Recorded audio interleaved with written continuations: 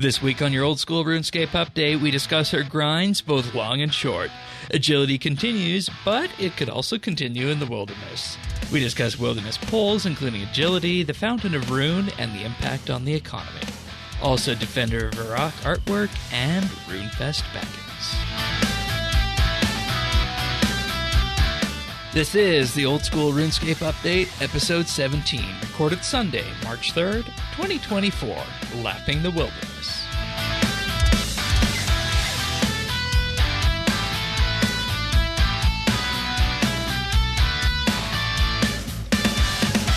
Hello, everybody, and thank you for joining us for another episode of the Old School RuneScape Update. Sirion and myself are sitting in this week.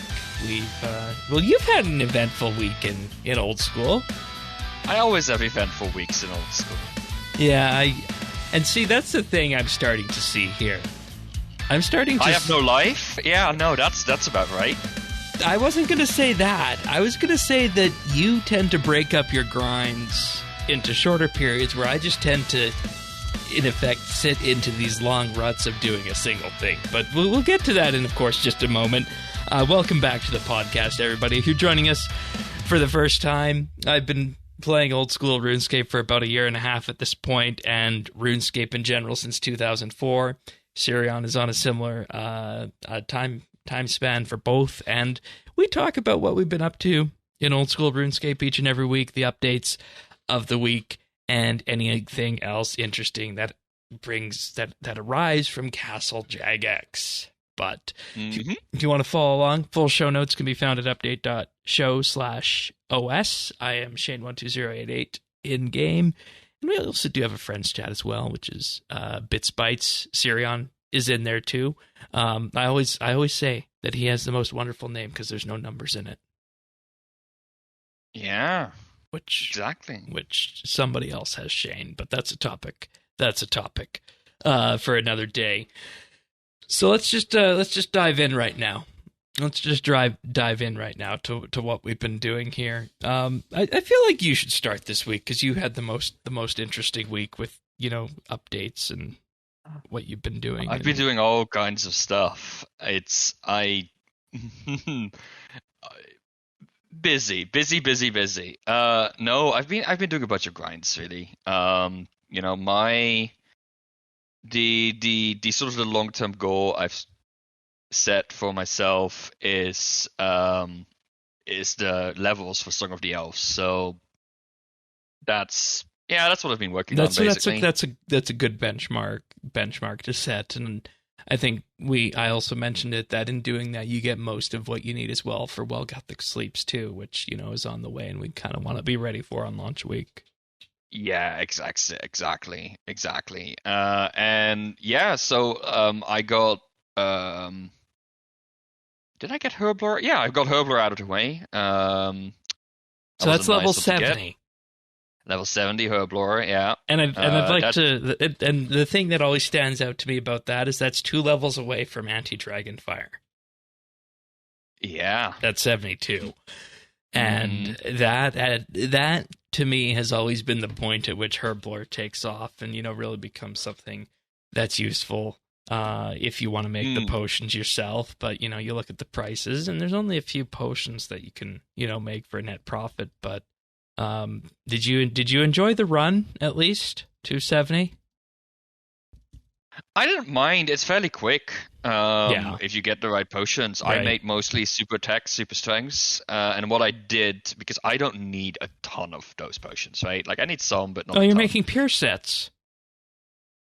Well, yeah. We used to call those pure sets back in the day. Yeah, because the pure had no need for super defense.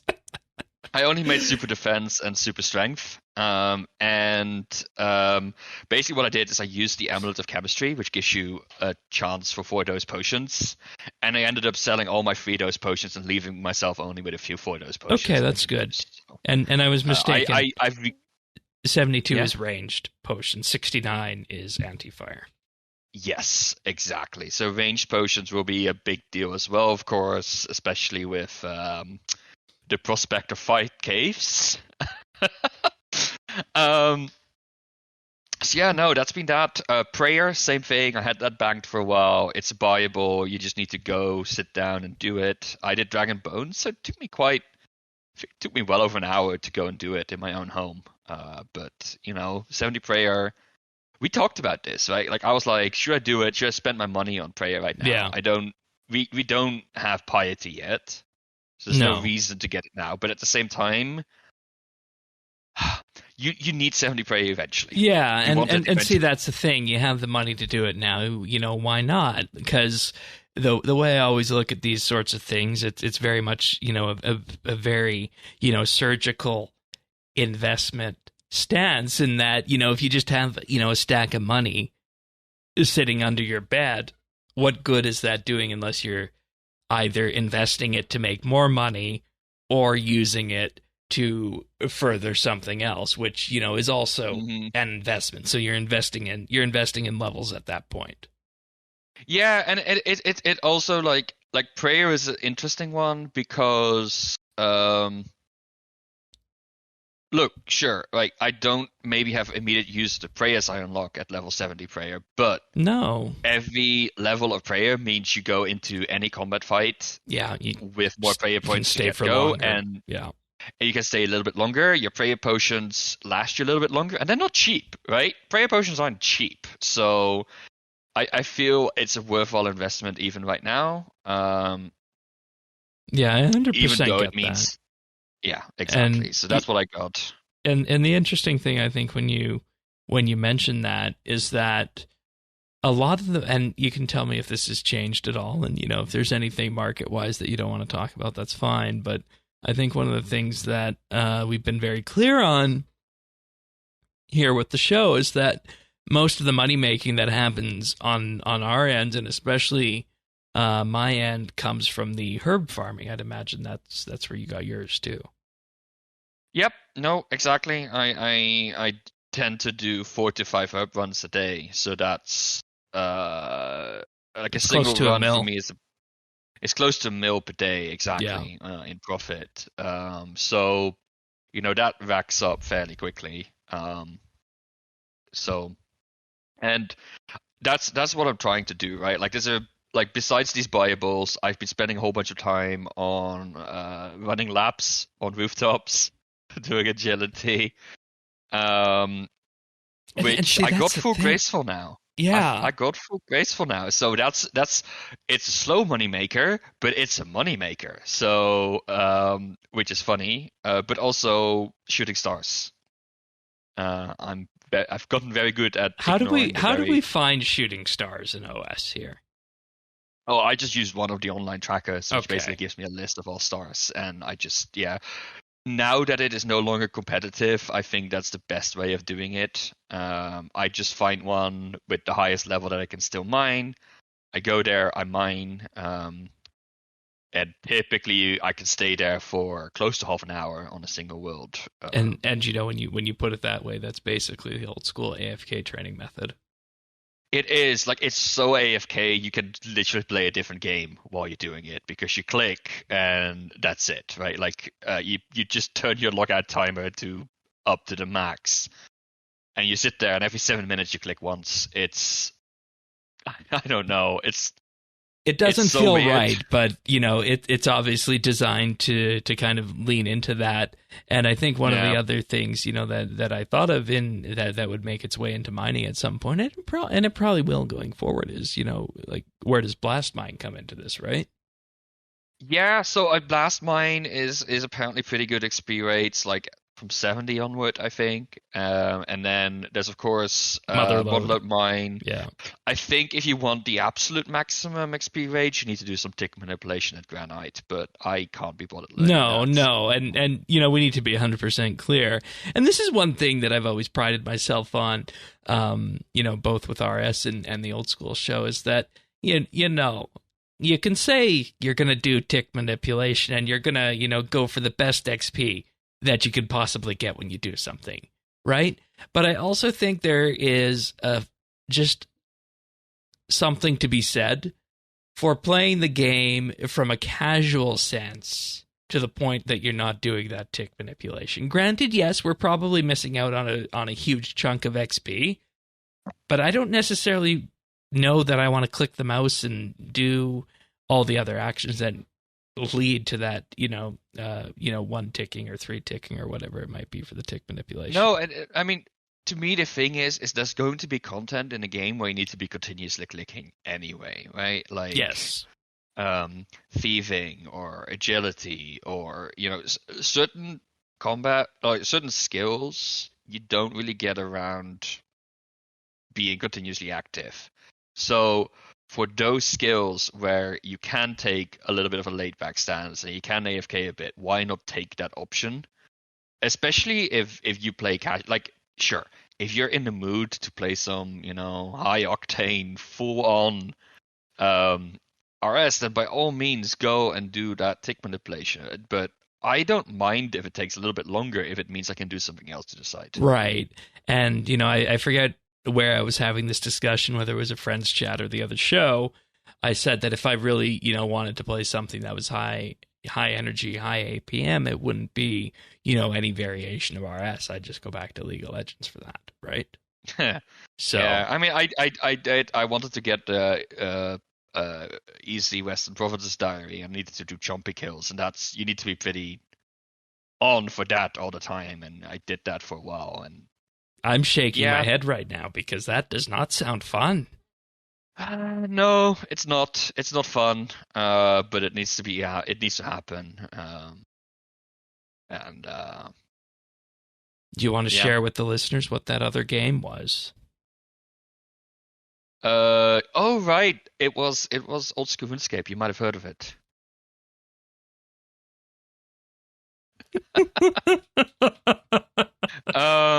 No, I've said since Leagues I wanted to play an Iron Man, so I dusted off an account that I already used in RS3 to try out Iron Man. Went to Tutorial Island and started doing some of the free-to-play quests. I'm not playing like huge or a big deal with it, but it's kind of fun just going through it. It feels very different from Leagues, both because it's much slower. Yep. But also it's no member, so you lose out on a lot of early money makers, right? Like, if I needed GP in Leagues, I went pickpocketing and I was done within no time. And GP is actually kind of hard to come by in free to play as an Iron Man because you can't really. I'd wager you'd be down to collecting and shop selling at the very beginning. Yep.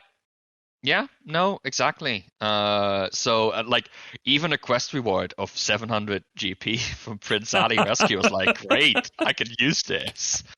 Oh boy, I think I might have got rid of those coins when I did that on main here. Yeah. So no, I've been killing a whole bunch of chickens on that account. Which is of course where you start, right? Which is where you start. Yeah, it doesn't really get much better than that in free to play, and I'll see if I ever give it members, and if I ended up playing it a lot. But I do find it has a similar appeal to me as the Leagues account, right? Like Prince Ali Rescue is less of a go to the GE, buy these items, and then talk to a few people. It's really. And I was lucky enough that I did the speed running a few weeks ago, right? So I knew. So that gives you a bit of an idea of how you can kind of lean into that a bit. Yeah, and get those items. So no, that's been fun. My goal in that account is basically finish all the free to play quests without losing hardcore status. Oh God, you went hardcore. Yeah, I mean, there's no reason not to, right? Because if you die as a hardcore Iron Man, it just gets downgraded. It gets downgraded to normal. Like it used to be that your account became inaccessible, but that's no longer the case. So, yeah, that doesn't feel right, does it? No, it doesn't. So it just gets downgraded. So I was like, what? I might as well give it the hardcore status and see how long I can last. The most important question is? No. Is it a 1 defense peer? No, it's not a pure or anything. It's an Iron Man. And that's, to me, is a restriction enough on the account. Yeah, that's fair enough. Fair enough. That's a restriction enough on the account. I really miss, I would love to be able to do Waterfall Crest and, bump up my combat levels mad all of a sudden, right? But no, I'm doing it the hard way. It's fun. It's not taking over my main time yet, and it won't for a while, but it's a nice thing to do while doing agility or shooting stars or something like that. Yeah, and it's all about those dopamine hits along the way. So that's interesting you went there. Any other interesting stories from the week? Other interesting stories? No, not really. I mean, I got myself the Celestial Ring from Shooting Stars. I got myself the Graceful Outfit from Agility. So it's nice to tick off those boxes. Like, they've been in my mind for a while.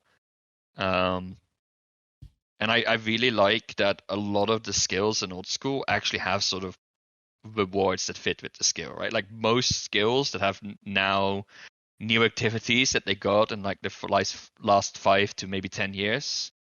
Yeah. They actually have like skilling outfits, right? And they're well designed too.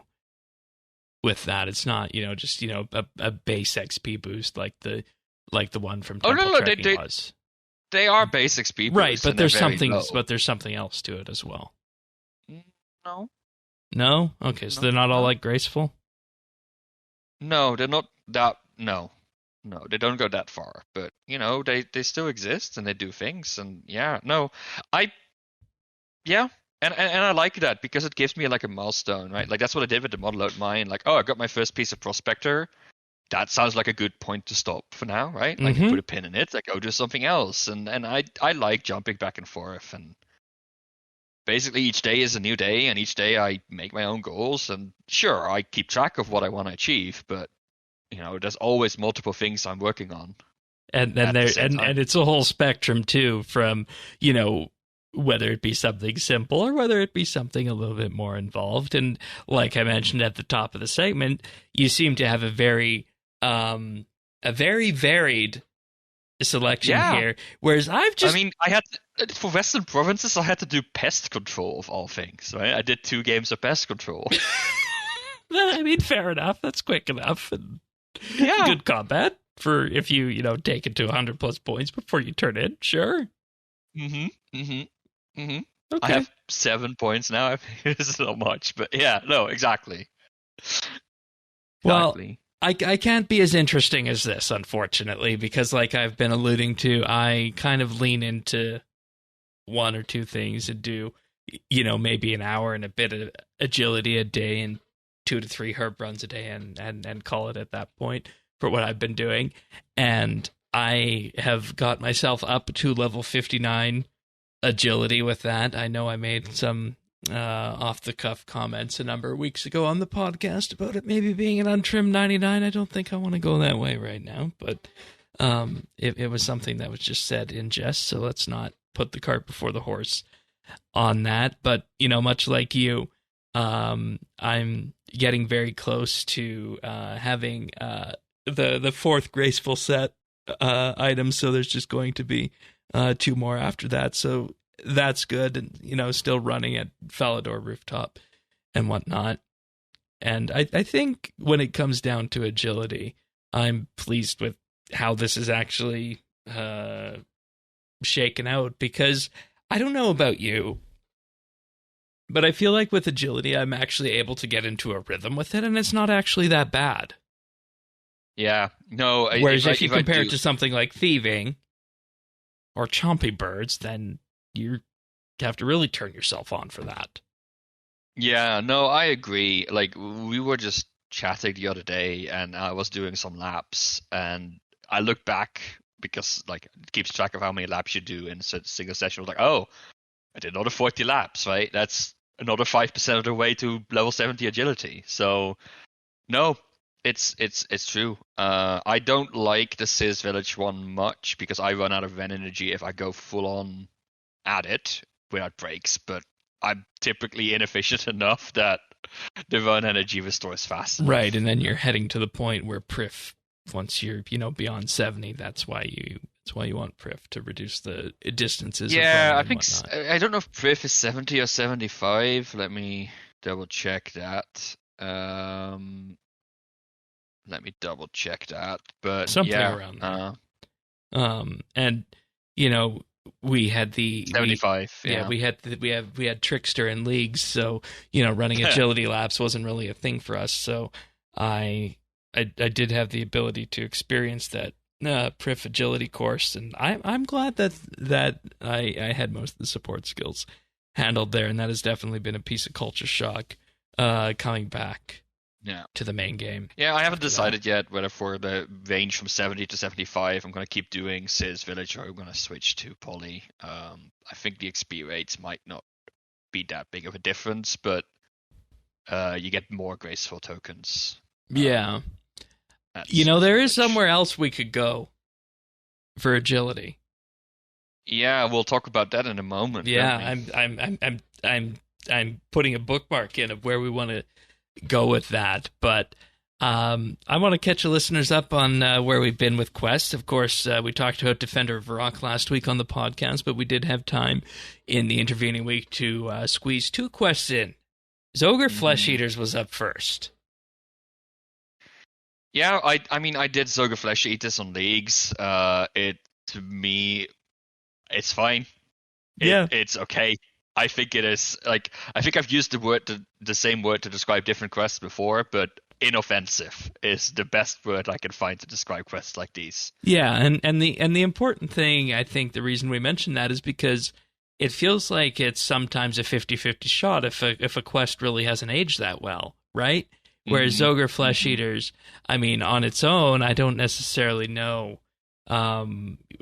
where it sits in the grand scheme of things. I feel like it's kind of off on its own little island in terms of things that it leads to and things that lead to it. And it was one of those kind of classic experiences for me because I had no memory of doing this quest because I would have done this on launch week when this came out in 2005, but it wasn't until the charcoal picture that I remembered it, because I am fairly certain that the first time I did the quest, I had to repeat it a number of times, but I lucked out, and RNG smiled upon me, and I got the picture just right on the first go here.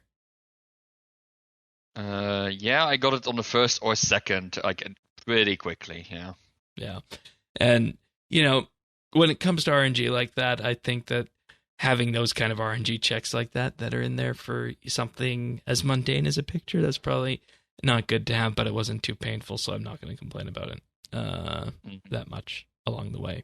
But Zogre Flesh Eaters, yes, good, ticked off the list. But we also did Tourist Trap because that is a Desert Treasure requirement. And, of course, people know that Tourist Trap also unlocks darts. And I was surprised, and I think you were too, at how well this one had aged. Because this quest was from 2003. A classic era quest. Yeah, this is the classic one. Yeah, no, exactly. I'm impressed. I mean, yeah. Like the whole bucket mechanics or the barrel mechanics and whatnot, putting the girl in the barrel. Considering that, somebody would have done this back in Classic with 2D sprites and you would have had to do the whole cart thing back and forth and, different areas around sneaking around the bar window and whatnot, squeezing through that. And obviously, and I think this is the way it went. I think everything that was in Classic had to be rewritten for RS2 and there was no porting to RS2 from Classic. So in theory, the script on this, comes back to sometime 2003, sometimes 2004 when RS2 was being developed. But still, it's, and I know people don't like when I talk about 20 years ago, but this was 20 years ago. And that is a huge accomplishment when it comes for video games in general. I think just the fact that something from that long ago can exist without too much jank and is actually kind of useful in the XP rewards that it gives, and that we got about 8,000-ish, 9,200-ish thieving XP in my case. That's the one you went with too, right? Yeah. Because the choices are being agility, fletching, smithing, or thieving. and 2 of those are easy to do. One of those is not tedious, and one of those is tedious, that being thieving. So. Yeah, no, thieving is the one we're most scared for when it comes to Gothic Sleep. So yeah, I think I'm gonna trial a plan for that this week and see if I can make that as pain free as possible for that. But there's your quest update for the week, and I did put a bookmark in something called Agility in the Wilderness because that's the most recent poll that's up in game. I voted yes for this, 100% up and down for pretty much everything in this poll. But I know we each have a few things we want to talk about from this poll in particular that are being talked about. And the first thing that jumped out for me was actually the Wilderness Agility course here, because I appreciate and I understand the fact that, you know, there's still PvP that goes on here in game, but at the same time, you have to question, you know, what's the purpose of the Wilderness Agility course training wise when you got, of course, Marks of Grace out there. That is something that can, you know, be seen as a moneymaker later on. And when you're leveling up, the rooftop agility courses are so much less click intensive. What's the reason to go to the Wilderness Agility course? Well, it comes down to XP and a new system that is opt-in that, in Jagex's words, is going to leave you with spending cash, and all you need to do is opt in with 150,000 GP. How do you feel about this? Yeah, I think I skipped a bunch of questions around this because I'm not sure, basically, about this. I wouldn't engage with this regardless. Okay. So there's no way of getting you to go do agility in the wilderness? No, I don't think so. Okay. No. I do have a small little confession to make, though. Yeah. So I voted for the that's the question where they basically say that the Wilderness Agility course should drop Amylase crystals, and I was like, no, I don't want the supply to increase because that means my Marks of Grace are going to be less profitable, and I voted there with my own self-interest at heart against that option, and I regret that a little bit now because if you think about it, stamina potions are obscenely expensive. Right now. They're obscenely expensive. Right. Like, they're really powerful, but the question is, how many people are actually going to opt into this loot system with the Wilderness Agility course should it come to it? Exactly. Like, multiple thousands of, like, gold pieces for, like, a few minutes of a really good run energy feels a little bit over the top. Right. So, in hindsight, I wish I had voted in favor of it. I think another source of these crystals to come into the game, it won't be massive, right? But it will maybe push the cost down a little bit, and I think that would actually be a positive thing. Despite the fact that for me personally, it's maybe less good in terms of short-term profitability, but in the long term, if it means I can get access easier to, you know, more stamina potions, is maybe not a bad thing. So, you know, let that be a lesson to all of you. Don't be too short-sighted when you vote on these things. Yeah. And vote for what's best for the game, not what's best for you. Right. And, you know, you get a totally different result if you vote, you know, for what you said, you know, you feel is best for you if you're engaged in something versus if you're not engaged for something. But of course, the other way is, you know, voting for what you feel is best for the game. And I think that's an interesting thing to look at. And I'd like to, you know, see what some of, you know, as it's called in polling, the crosstabs look between these votes to, you know, say if somebody voted for these, you know, 3 options in this cross section of this poll, and if we compare that to what their stats look like, how often they engage with the game, how often they engage, you know, with the community features, and where their stats are, what would that look like? I have to imagine that after, you know, 10 plus years of doing these polls, the OS team has some pretty interesting insights about all this sort of stuff that we're talking about here. Yeah. So yeah, no, exactly, and like that's I mean, they updated the poll blog, and I think they did right in doing so. With the fact that there is only a small sub community really engaging with wilderness stuff, there's a serious chance that a bunch of this stuff just be downvoted, right? Yeah. Under the idea of, hey, this is dev time that doesn't go towards something that interests me. No. That being said, I think Jax has just a good point that this is really with long-term health of the game in mind. This is the kind of content that might get some people who like PKing back because it actually makes that content more alive again. And well, yeah, that's exactly.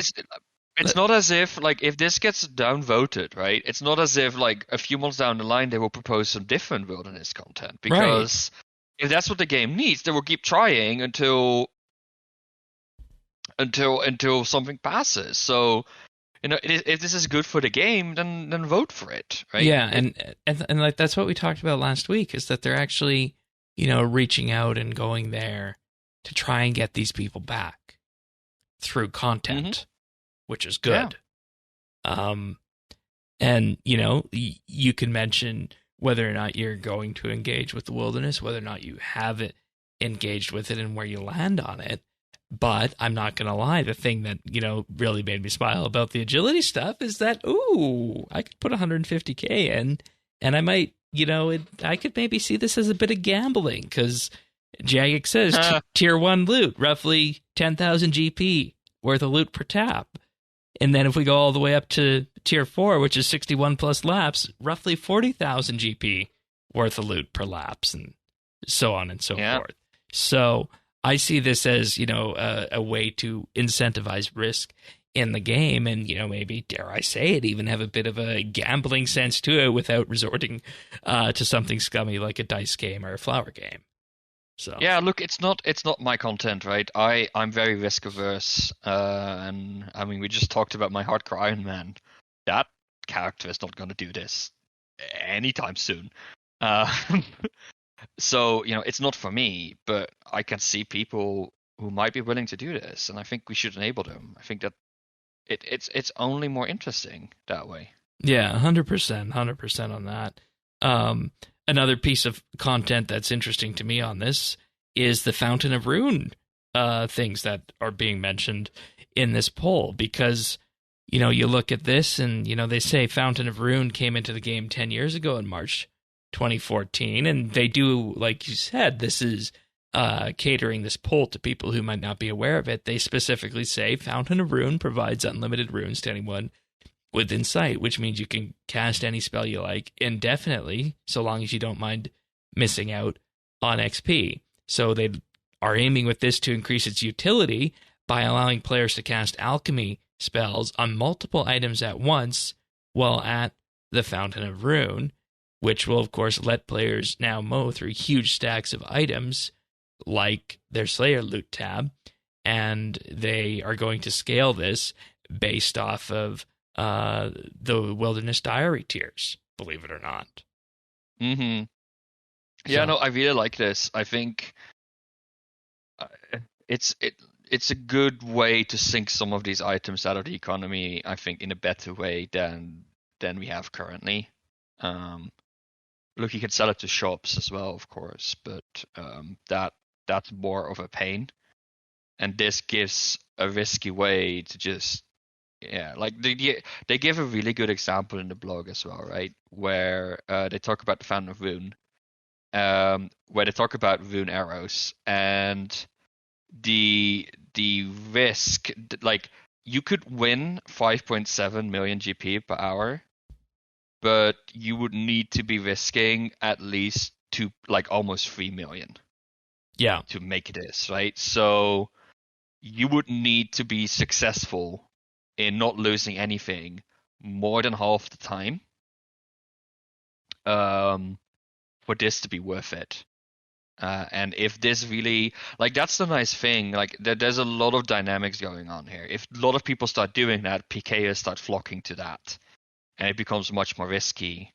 Whereas if not a lot of people do it, more, it's sort of if the risk goes down because there's not a lot of PKers, then more people will do it, which means more PKers will show up to make use of that, and it like the whole thing will balance itself out automatically. I feel that's the beauty of this entire system. And they even gave the economic, explainer behind this, and that they foresee the potential inflation problems of this faster money-making loop being counteracted by both the increased risk and the demand pull inflation of the input goods, causing profit margins to decrease.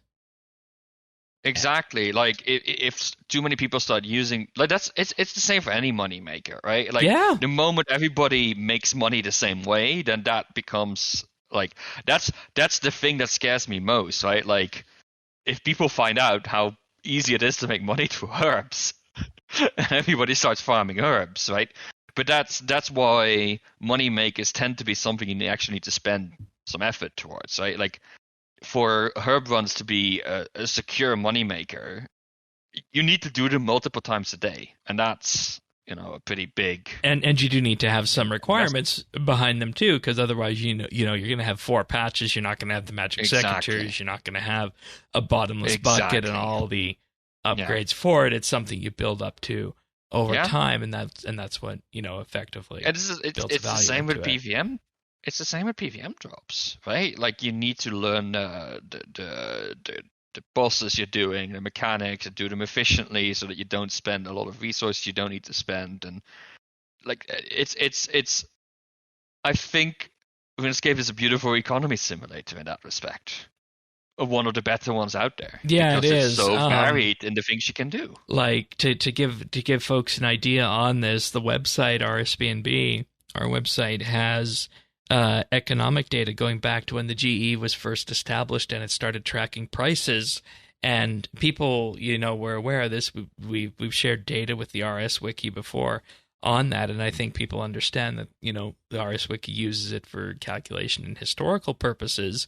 But more than once, we've actually had people come to us and say, "Hey, could we get a copy of your Grand Exchange price data for maybe random items or maybe all the items, because I'm actually writing an economics master's thesis on RuneScape."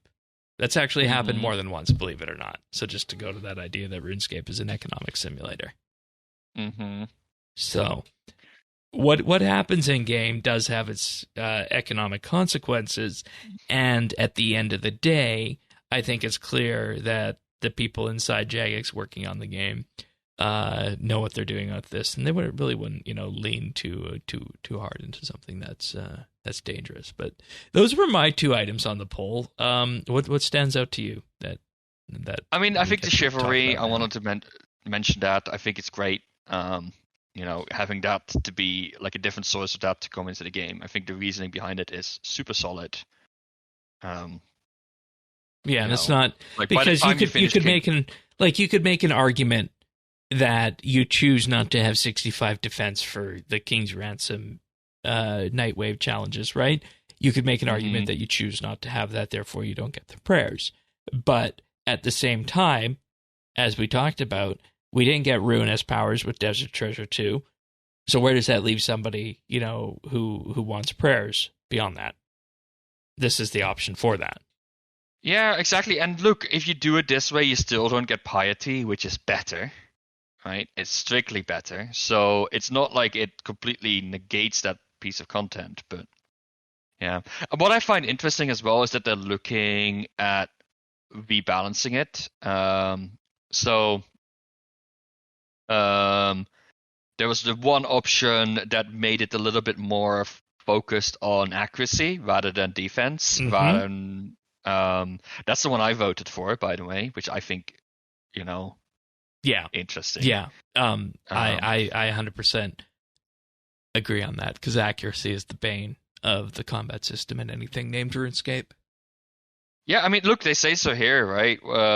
Players in the 60 to 69 prayer space are usually fighting NPCs whose damage can be mitigated entirely by protection prayers. So defense isn't all that useful. I agree, right? Like, the thing I am optimizing for in my current combat range, and I just went from 60 to 70 prayers, so I'm right in the center of this target audience is I want to optimize for doing kills faster, so I take less damage during the kills. So for me, pushing that accuracy bonus would actually be really helpful. Yeah, 100% agree on that. And like I mentioned, everybody always, is attracted to big numbers. I think that's a natural thing. But at the same time, if your accuracy is making it so that you hit a ton of zeros, as our, favorite OSRS DPS calculator on the RS Wiki shows, you're not going to have much fun. Mm-hmm. Exactly. So, I hope this one goes this way, and I think everybody would benefit from that along the way who uses chivalry, not just wilderness people, despite the fact that this is a wilderness poll. So, adamant seeds, blip blocking, anything else? No, I mean I voted against blip blocking, also mitigating the one for Abyssal Demons. I think. Yeah, that's it's such a yeah. I don't know. It feels weird to get rid of it, but it was the iconic feature of those mobs when they launched.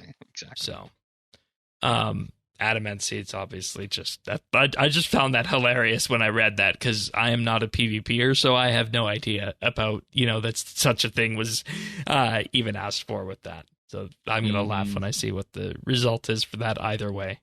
So, okie dokie. We do have actual game updates this week, in the form of an art post is celebrating Defender of Varrock. Which one of these did you most like in terms of the concept arts shown? Oh, definitely the zombies. There's the one zombie that has the helm on backwards, and I noticed this in the game, and I was like, this is so funny. Like that, to me. The fact that they went out of their way to give these zombies sort of slightly different graphics, I really enjoyed. Yeah, and they fit, and they fit with the tone too. I think Zombie Axe one is good, and we mentioned that Arav also has the axe now and not the sword. Yeah, exactly. So that was shown. I think it all fits very well within the old school style, and I think it's a nice little upgrade over what we used to have. RS3. Indeed.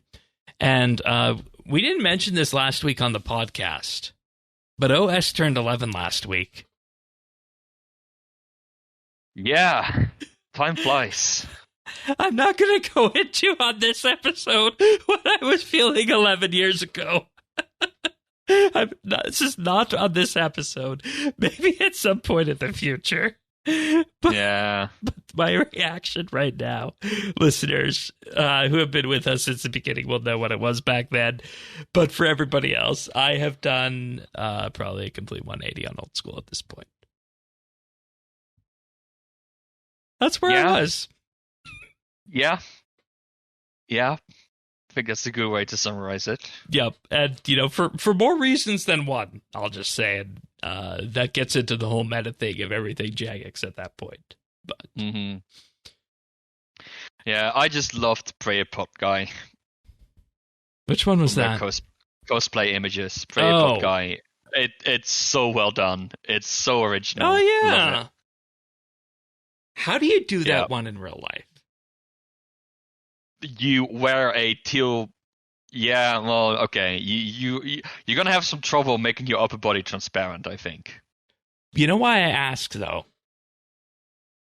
I do know why you ask. Because the place where everybody goes RuneScape cosplaying is coming back in September. RuneFest 7th and 8th of September in Birmingham this year. UK, not Alabama. I had to correct folks in the Discord oh my God. Earlier this week. Hey, the OG Birmingham. Come on, guys. Yeah, we have a huge contingent from the Midwest and the South in the Discord, so that explains that. But RuneFest with Prayer Cosplay Guy. I hope to see that person there winning something. That'd be fun. Oh God, I'm just signing myself up to do cosplay as a prayer vial now, aren't I? if I go? No. But Birmingham at the NEC, new venue for Jagex. They haven't been there. Last time was 2019 Farnborough. You've been to multiple. Where are you at with this? A healthy dose of skepticism. Look, I went to the Battersea Evolution one once. I think that was 2017, and as crowded and somewhat claustrophobic as it was, it felt tight in a sense, right? Like it felt contained. It felt nice. Was that the one with the outside section? Yeah. Okay. Yeah. They had like a tent for like the LAN party and the second stage. So, they were definitely limited in space in that venue. Farnborough, I didn't like as much, right? Like, especially the first year, I think the that one felt very convention-y. Yeah, well, the event just didn't scale well with the size of the venue, I feel. Okay. It like everything was a little bit far apart, and they had gotten rid of the skilled chips, which another thing I didn't like. Which those came back in 2019, though, right? Which did come back in 2019. Yeah, and Mark Sween and Doom were on a stream, and they very much did talk about the skill chips on that. So those will be there this year, and I feel like the thing that those folks were really trying to convey in their messaging was that we're going to try and make this feel like the RuneFest everyone knows. Yeah, like that's and it's a little bit my concern, right? Like, on the one hand, it's nice that we get like a venue that you can actually reach, unlike Farnborough, which is in the middle of bloody nowhere. Hey, there was an airport there. The RuneScape players with private jets could fly in. Yeah, if you have a private jet, exactly, you could just step out on the doorstep, but that was about it. So that was not nice. So that's good, but I'm a little bit, it's part of a different event. So the question is, how much of its own identity does it retain? Yeah. Like, how much is it just another thing in like one big hall in the corner of this big event? See, I looked up a map of the NEC in Birmingham. I don't know if you've had the opportunity. No, I haven't. That's really clever of you to do this yet. And the thing about that is that there's a dozen halls in this venue of different sizes. Mm-hmm. So the question is, where is RuneFest going to be? How many halls does Jagex have? How many halls does NEC have? Or sorry, does Insomnia have? Yeah. Mm-hmm.